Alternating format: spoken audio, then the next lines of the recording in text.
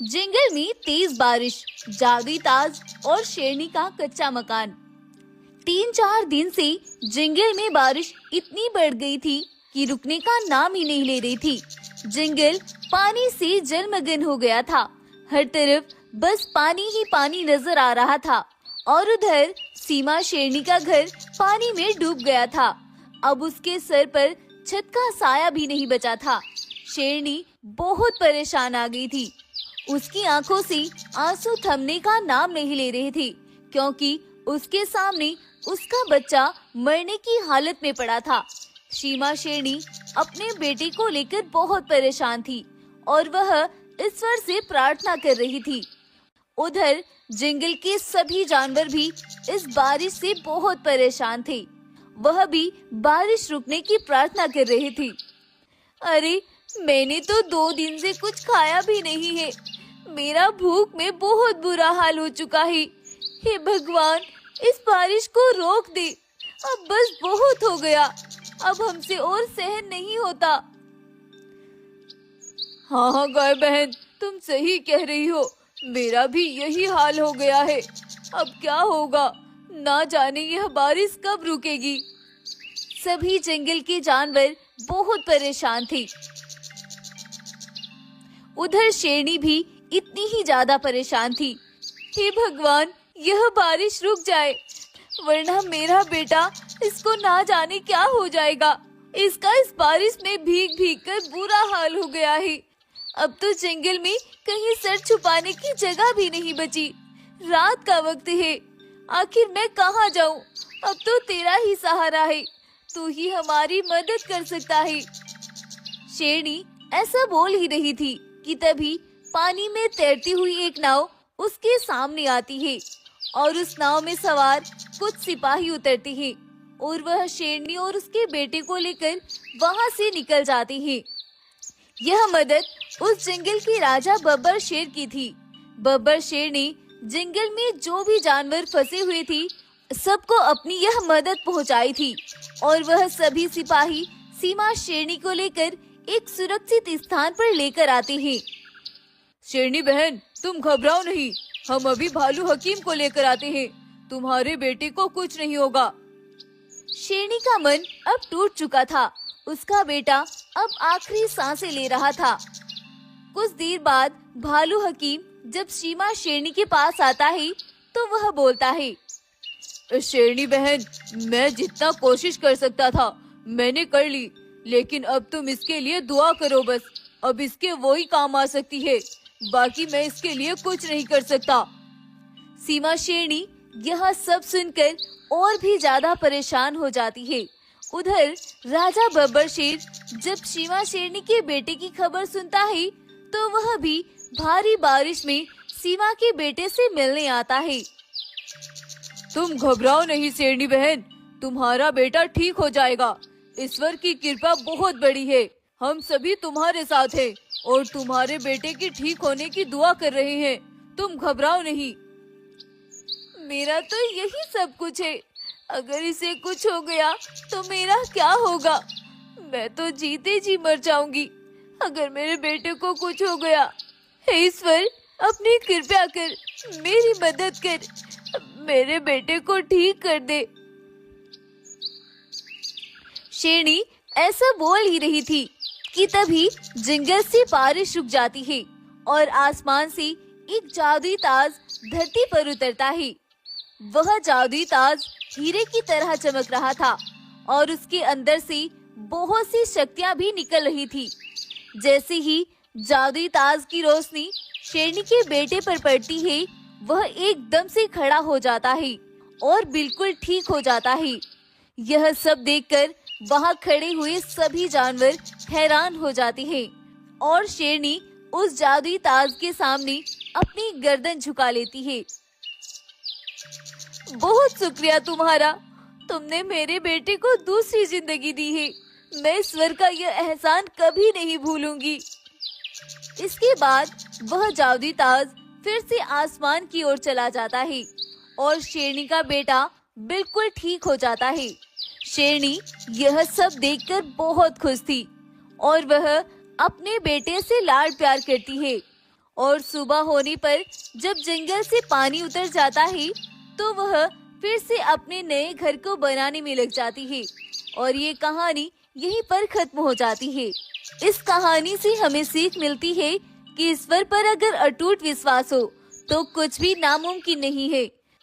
दुआ आती हुई मुसीबत को भी रोक देती है, इसीलिए हमें ईश्वर पर हमेशा अटूट विश्वास रखना चाहिए। वह एक सेकंड में कुछ भी कर सकता है। तो कैसी लगी आपको हमारी आज की कहानी? अगर आपको ये कहानी पसंद आई है तो प्लीज इस वीडियो को लाइक करें, शेयर करें और हमारे चैनल को सब्सक्राइब भी जरूर कर लें। धन्यवाद। सोने की नदी से निकला एक सोने का शेर और जंगल में सूखा। इस साल जंगल बहुत हरा भरा था। हर तरफ चहचहाते जानवर और फलों से लदे पेड़ थे, लेकिन बहुत टाइम से जंगल में बारिश नहीं हुई थी। सभी जानवर बारिश को लेकर बहुत परेशान थे। इस साल तो अब तक एक भी बारिश नहीं हुई। मुझे तो डर है अब की गर्मियों में हमारे जंगल में सूखा न पड़ जाए। अरे अरे सुब बोलो गाय बहन, ऐसा कुछ नहीं होगा। अभी तो देखो हमारा जंगल कितना हरा भरा है। हरा भरा तो है, लेकिन अब की बार एक भी बारिश न होना मुझे सूखे का संकेत लग रहा है। आज से करीब 20 वर्ष पहले जो सूखा हुआ था, अब की बार भी मुझे उसी का आभास हो रहा है। बूढ़ी गाय की बात सुनकर सभी जानवर परेशान से हो गए थे और सभी ने आने वाली गर्मियों की तैयारियां शुरू कर दी थी। किसी ने मटकों के अंदर पानी जमा कर लिया था और किसी जानवर ने ड्रम के अंदर। ऐसे ही सभी जानवरों ने आने वाली गर्मियों के लिए तैयार होना शुरू कर दिया था। लेकिन महीनों बीत जाने के बाद जंगल में बारिश नहीं हुई थी और अब जानवर और भी परेशान हो गए थे। जुलाई का महीना करीब था और अब तक भी जंगल में एक भी बारिश नहीं हुई थी। आने वाला टाइम बहुत कठिन होने वाला था। अब जंगल के जानवर और भी ज्यादा तैयार होने लगे थे। जंगल की नदियां सूखने लगी थी और पेड़ से फल खत्म होने लगे। जंगल की घास सूखने लगी और यह सब होते होते 2 महीने कैसे बीत गई पता ही नहीं चला। अब तक भी जंगल में एक भी बारिश नहीं हुई थी। अब जंगल के जानवरों का इकट्ठा किया हुआ पानी भी खत्म होने की कगार पर था और जानवर भूख और प्यास से मर रहे थे। हे भगवान, अब क्या होगा? हे ईश्वर, अपनी कृपा से एक बारिश करा दे। मैंने पहले ही चेतावनी दी थी कि अब की बार घोर सूखा आने वाला है।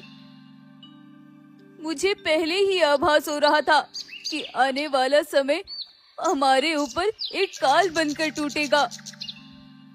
जंगल के जानवर जिस भी नदी के पास जाते वो ही उन्हें सूखी हुई मिलती। अब जानवर बहुत परेशान आ गए थे।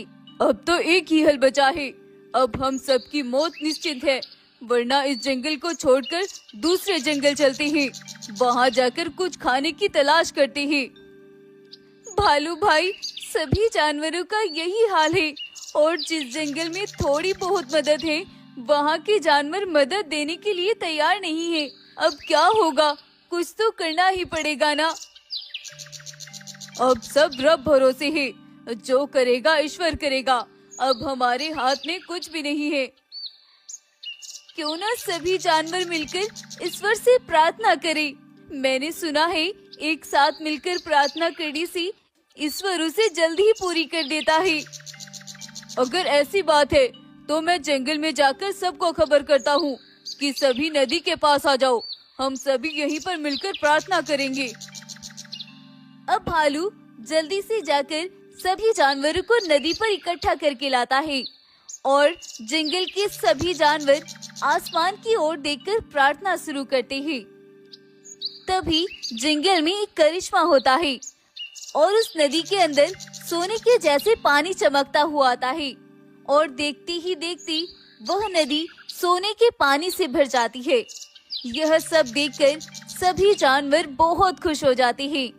और उस नदी के अंदर से एक सोने जैसा शेर बाहर निकल कर आता है और वह बोलता है, यह पानी तुम सभी जानवरों के लिए एक वरदान है। भगवान तुम्हारी प्रार्थना से बहुत प्रसन्न हुए, इसीलिए उनकी तरफ से तुम सभी जानवरों के लिए ये मदद है। इस पानी को पीने से ना तुम्हें भूख लगेगी और ना ही प्यास। तुम सब जितना चाहो इस पानी को पी सकते हो।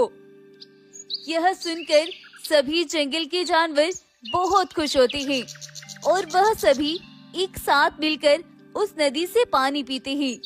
उस नदी का पानी इतना मीठा था कि सभी जानवरों का मन प्रसन्न हो जाता है और तभी जंगल में बारिश भी शुरू हो जाती है और थोड़े दिन बाद फिर से जंगल हरा भरा हो जाता है। यह सब देखकर जंगल में एक खुशी की लहर दौड़ जाती है और सभी जंगलवासी फिर से एक साथ मिलकर ईश्वर का शुक्रिया करते हैं और अपने जंगल में खुशी खुशी रहने लगते हैं। और ये कहानी यहीं पर खत्म हो जाती है। तो कैसी लगी आपको हमारी आज की कहानी? अगर आपको ये कहानी पसंद आई है तो प्लीज इस वीडियो को लाइक करें, शेयर करें और हमारे चैनल को सब्सक्राइब भी जरूर कर लें। धन्यवाद।